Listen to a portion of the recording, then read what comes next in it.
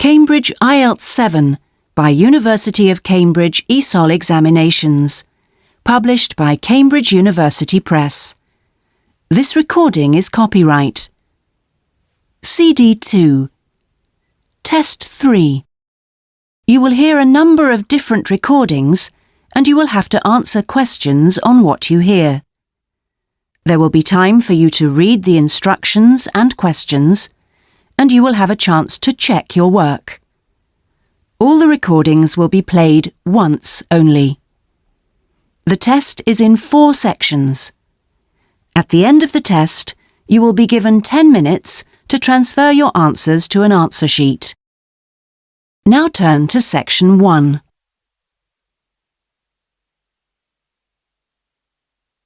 Section 1. You will hear a conversation between a student and a job advisor. First, you have some time to look at questions 1 to 5.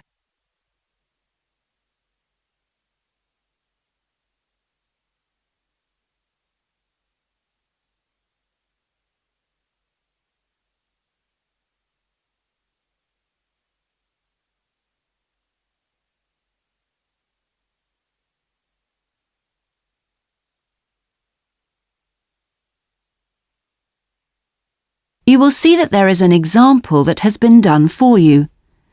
On this occasion only, the conversation relating to this will be played first. Good morning. Oh, good morning. Is this, room number 26? Yes, that's right. So, is this the Student Job Centre? It certainly is. How can I help you? Well, actually, I'm looking for a job, a part-time job. Do you have anything available at the moment?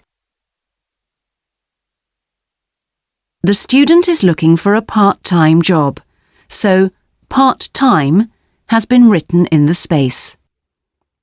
Now we shall begin. You should answer the questions as you listen, because you will not hear the recording a second time. Listen carefully and answer questions 1 to 5. Good morning. Oh, good morning. Is this, room number 26? Yes, that's right. So, is this the Student Job Centre? It certainly is. How can I help you? Well, actually, I'm looking for a job, a part-time job. Do you have anything available at the moment? Yes. Are you a registered student? I'm afraid this service is only available to full-time students. Yes, I am. I'm doing a degree in business studies. Here's my student card. Which year are you in? Well, I've been at uni for 4 years, but I'm in the 3rd year because I took last year off. Right. Well, let's just have a look at what positions are available at the moment.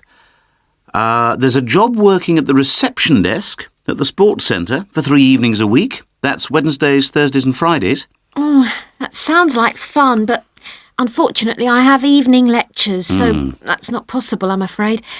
Is there anything during the day? OK, that's no good then. What about cleaning? There's a position for a cleaner at the childcare centre. Right. But you'd need to be there at 6 a.m. Does that appeal? 6 o'clock in the morning? Ooh, that's far too early for me, I'm afraid. I'd never make it that early in the morning. Well, there was a position going in the computer lab for 3 days a week that might be OK. Here it is. No, it's in the library, not the lab. Clerical assistant required. I think it mostly involves putting the books back on the shelves. Oh, no, hang on.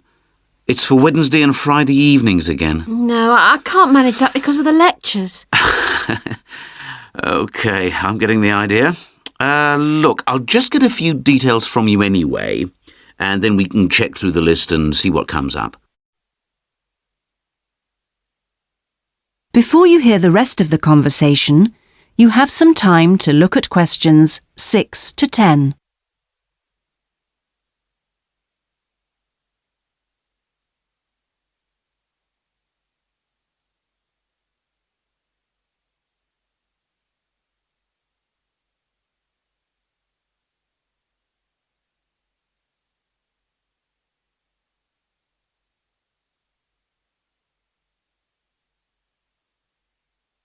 Now listen and answer questions 6 to 10. We'll fill in the personal details on this application form first, if that's okay. Yeah, that's fine. Now, what's your name again? Anita Newman. That's Newman. And your address, Anita? I'm in one of the halls of residence for postgraduate students. You know, International House. OK, that's easy. What's your room number there? Room B569. No, sorry, B659. I always get that wrong. I haven't been living there very long.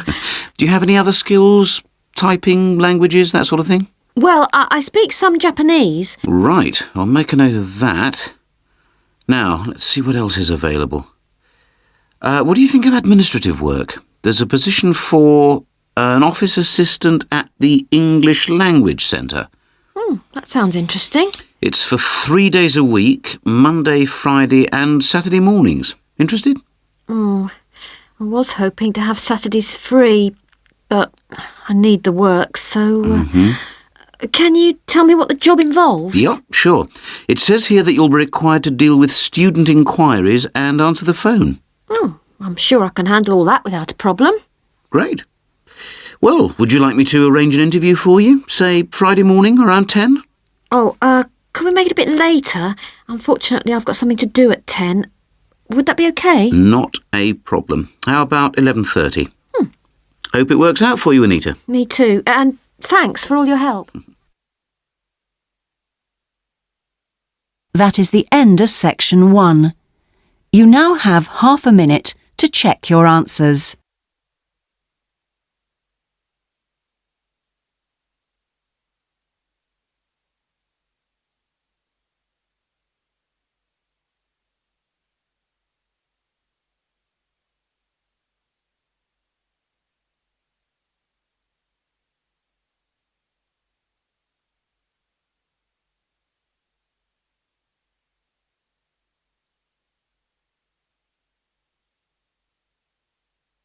Now turn to section 2.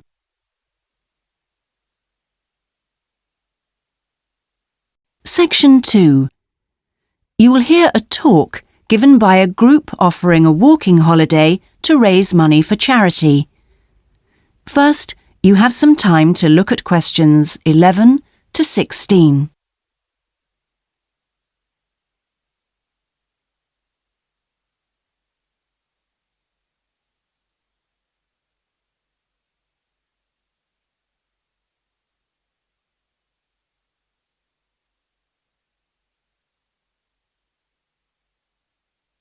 Now listen carefully and answer questions 11 to 16. Good morning. I'm very pleased to have been invited along to your club to talk about our charity-sponsored walking holiday for education aid. I'll start by giving you a brief overview of what it entails. First of all, let me explain what we mean by sponsored here. This is where people promise to donate money to the charity if you achieve your goal. In this case, to walk a certain number of miles. Basically, we are organising a 10-day holiday from the 6th to the 16th of November, with 8 days actual walking, trekking in the Samira Mountains. Let's have a look at some of the details.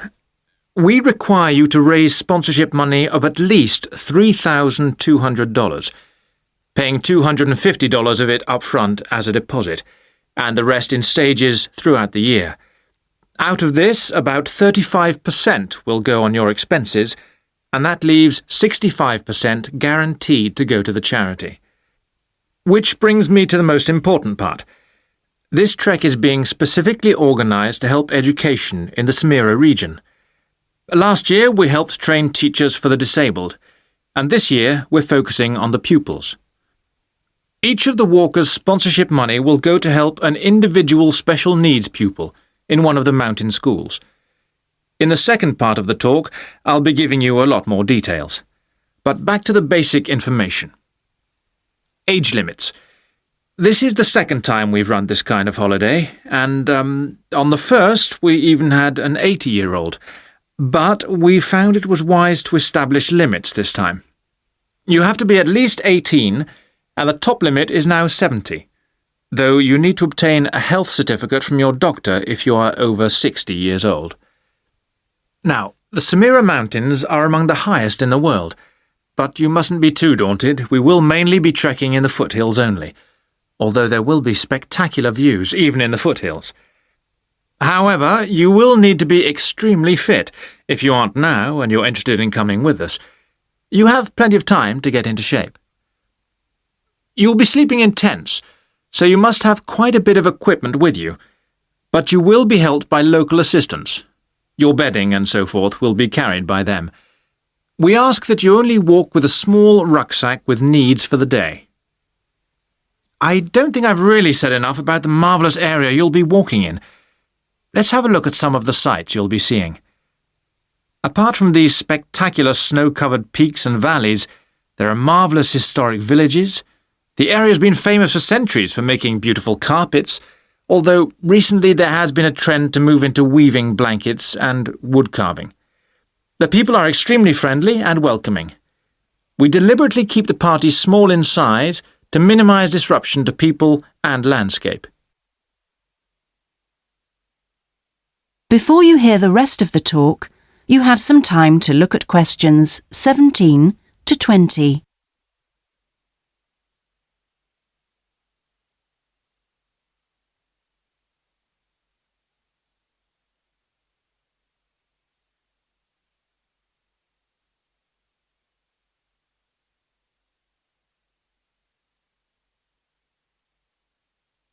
Now listen and answer questions 17 to 20.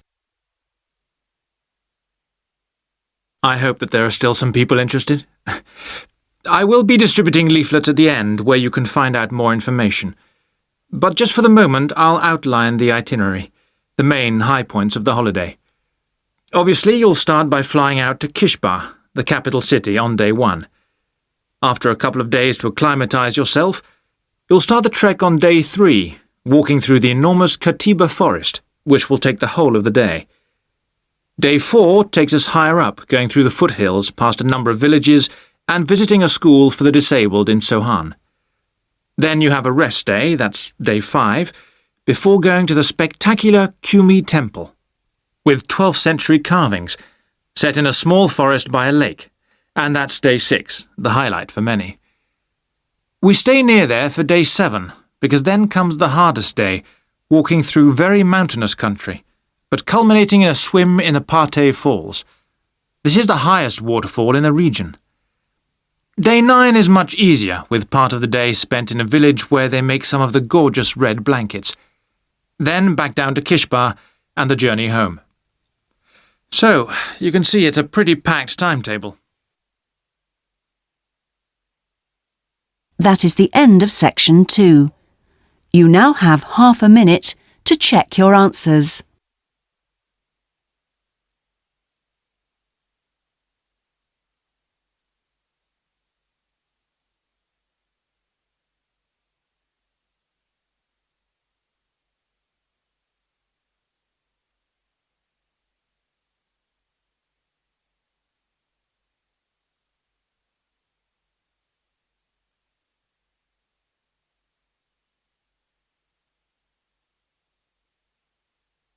Now turn to section 3.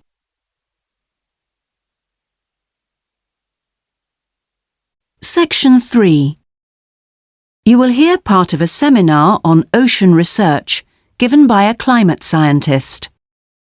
First, you have some time to look at questions 21 to 25.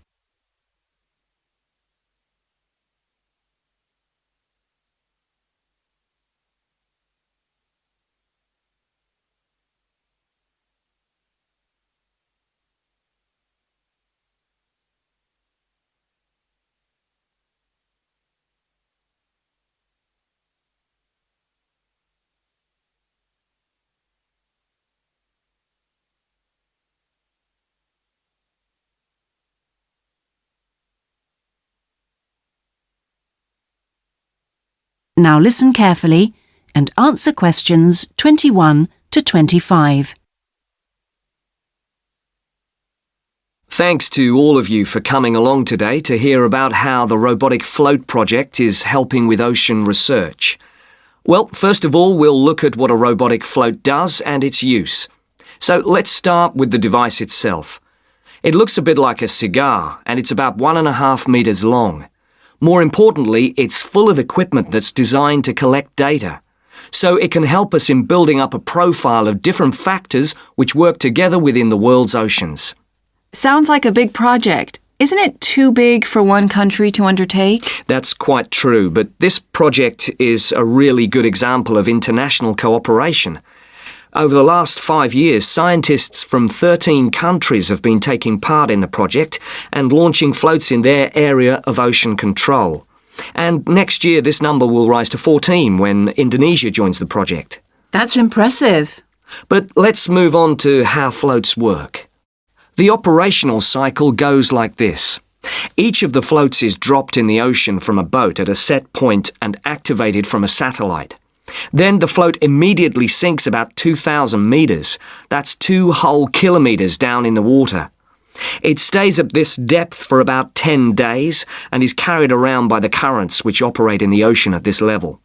During this time, it's possible for it to cover quite large distances, but the average is 50 kilometers.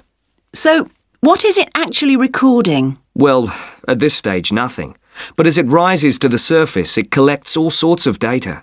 Most importantly, variations in salinity, that's salt levels, and the changes in temperature, a bit like underwater weather balloons. Then, when it gets back to the surface, all the data it's collected is beamed up to the satellite.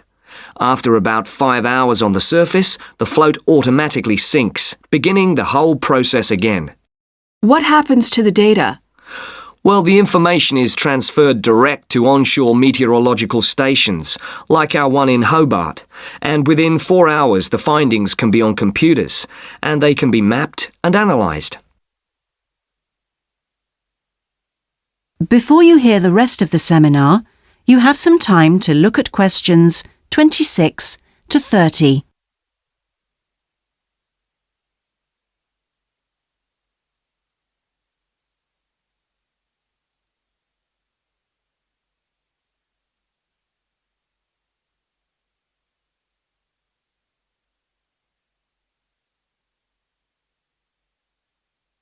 Now listen and answer questions 26 to 30.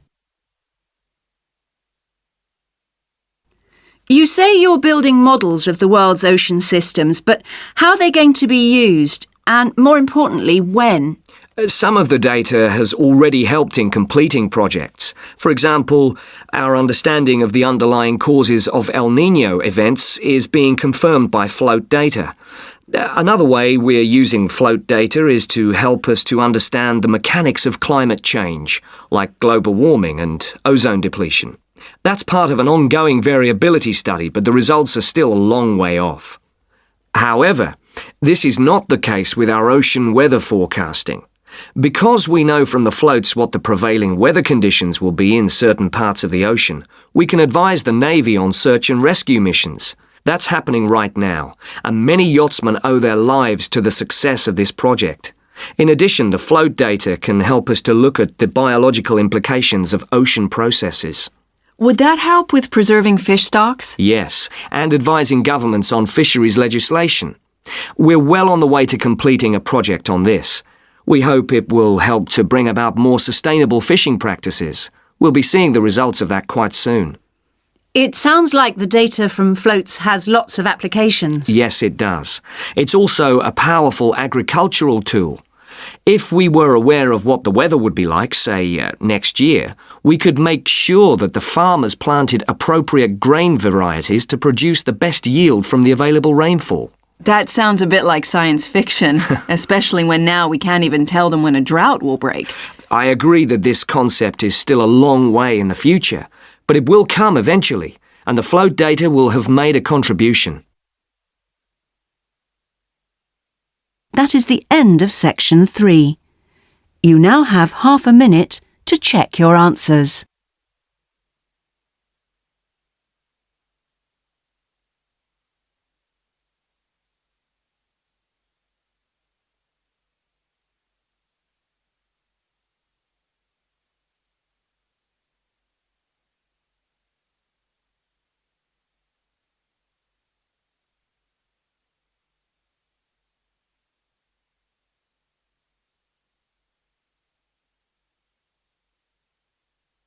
Now turn to Section 4.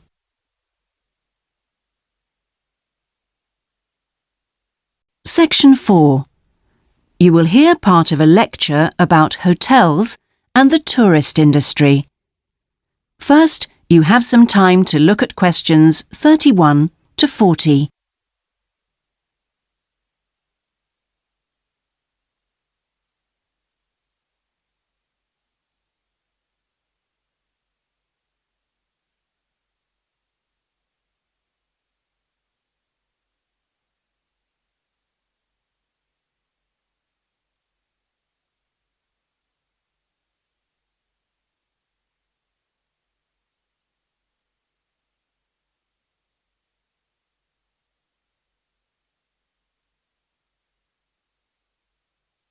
Now listen carefully and answer questions 31 to 40.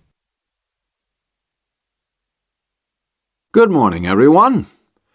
Today's lecture forms part of the Hospitality and Tourism module. Last week, I looked at the economy end of the hotel business. This week, I'm going to discuss the luxury end of the market. Let's consider the following scenario.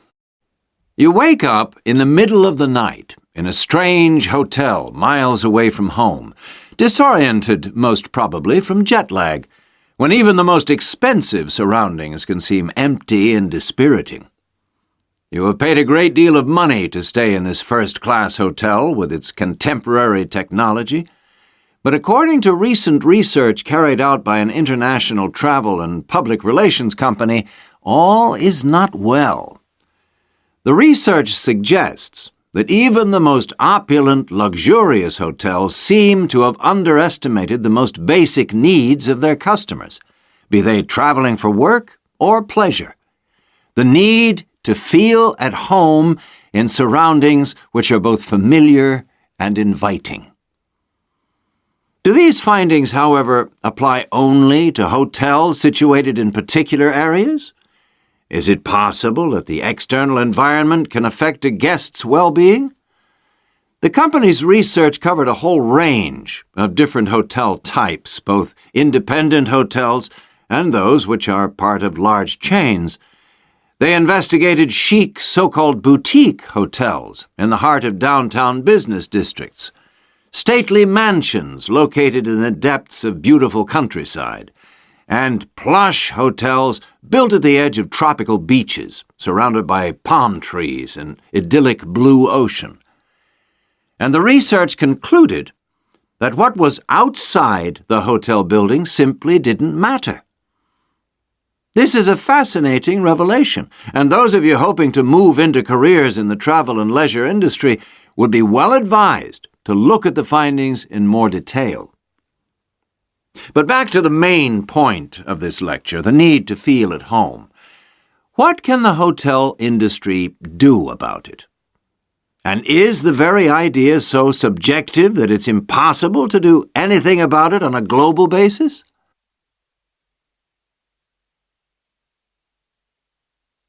However, nothing stands still in this world. One company has come up with the slogan, "Take your home with you," and aims to provide clients with luxury serviced apartments. Those in the business travel industry maintain that these serviced apartments dispense with all the unwanted and expensive hotel services that business travelers don't want, while maximizing the facilities they do want. For example, not only sleeping and living accommodation, but also a sleek, modern kitchen that allows guests to cook and entertain, if they wish, at no additional cost. The attractions of such facilities are obvious, and it'll be interesting to see whether the company manages to establish a trend all over the world and make a lasting impact on the luxury accommodation market. Now, finally, I want to consider the psychology underpinning the traditional holiday hotel industry. As a hotelier, how do you go about attracting people to give up the security of their own home and entrust themselves to staying in a completely strange place and sleeping in an unfamiliar bed? Firstly, hotels exploit people's need to escape the predictability of their everyday lives. For a few days, people can pretend they are free of responsibilities and can indulge themselves. Secondly, there is something very powerful in our need to be pampered and looked after. It's almost as if we returned to being a baby when everything was done for us and we felt safe and secure. And not far removed from this is the pleasure in being spoilt and given little treats, like the minuscule bottles of shampoo and tiny bars of soap, the chocolate on your pillow at night. And we actually forget that we are paying for it all. Next week, I'm going to look at eco-hotels, a fairly new phenomenon, but increasingly popular, particularly That is the end of section 4. You now have half a minute to check your answers.